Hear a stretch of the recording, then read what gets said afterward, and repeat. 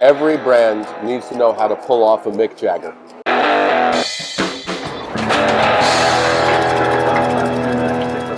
It's like, what's your thing? What's the thing that makes you sort of irrepressible?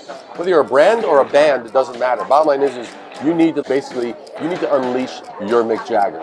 You need to basically do your thing. It's like, look at the great leaders that have reinvented themselves. Look at the great actors that have reinvented themselves. Look at the great artists that have reinvented themselves. Look at the great brands that have reinvented themselves. You need to be able to know your true self. And if you know your true self and you have that as your anchor and as your foundation, you will be able to actually pivot without compromising and diluting what you stand for. That's how to unleash your freaking Mick Jagger, man. It's like and you know what? The thing about that is if you unleash your Mick Jagger, you will never be caught saying, can't get no satisfaction.